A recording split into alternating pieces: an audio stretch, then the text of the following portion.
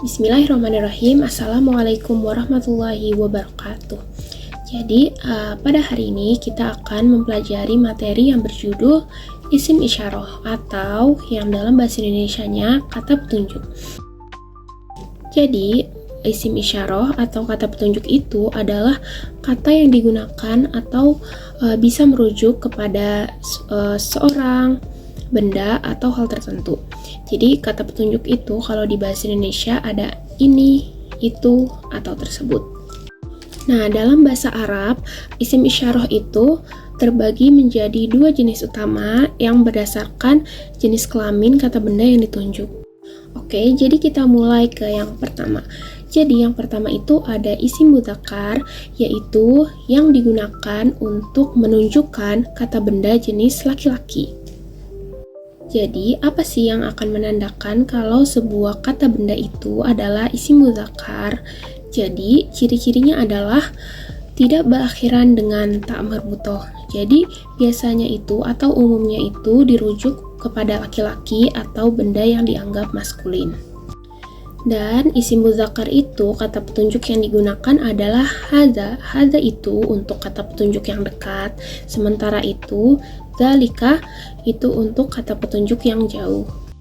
Oke, sekarang kita masuk ke contoh isim mudzakkar untuk hadza. Jadi, yang pertama kita punya hadza qalamun. Hadza qalamun. Yang kedua kita punya hadza kitabun. Hadza kitabun. Yang ketiga, kita punya hadza hibrun. Hadza hibrun. Nah, mengapa kita bisa menyebut ketiga contoh tersebut sebagai isim mudzakkar? Nah, jadi ketiga contoh tersebut itu kata belakangnya tidak ada ta marbuthohnya. Jadi bisa disebut sebagai isim mudzakkar. Nah, tadi kan kita sudah masuk ke kata tunjuk yang dekat ya, atau kita pakai hadza. Nah, yang kedua, kita itu masuk ke dzalika atau kata tunjuk yang jauh. Jadi kita punya contohnya sebetulnya sama, tapi kata depannya diganti dengan dzalika, yaitu menunjukkan itu. Jadi bendanya tuh jauh. Jadi ada dzalika qalamun, dzalika kitabun, dan dzalika hibrun. Oke, kita lanjut ke bentuk selanjutnya. Jadi yang kedua itu kita punya isim muannats, yaitu untuk menunjukkan kata benda berjenis perempuan. Oke, kita lanjut ke ciri-cirinya. Jadi apa sih ciri-cirinya? Nah, jadi ciri-ciri untuk isim muannats itu berbeda dengan isim mudzakkar tadi ya. Kalau isim mudzakkar itu huruf akhirnya tidak ada ta marbuthoh. Kalau untuk isim muannats itu justru dia akhirannya itu ada ta marbuthohnya. Nah, biasanya ini untuk menandakan kalau dia itu perempuan atau kata benda yang feminim gitu.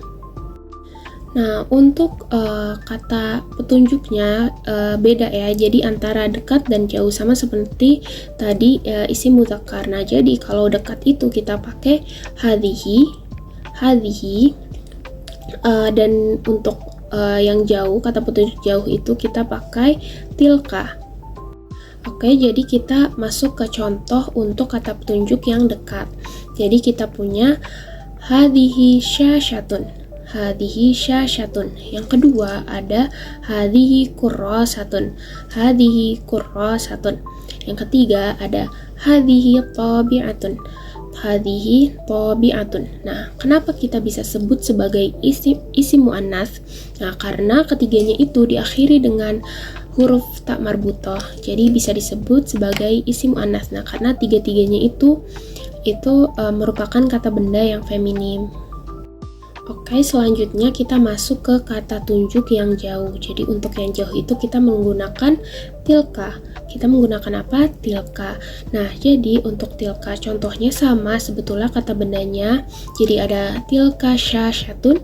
Ada yang kedua ada tilka kurrasatun.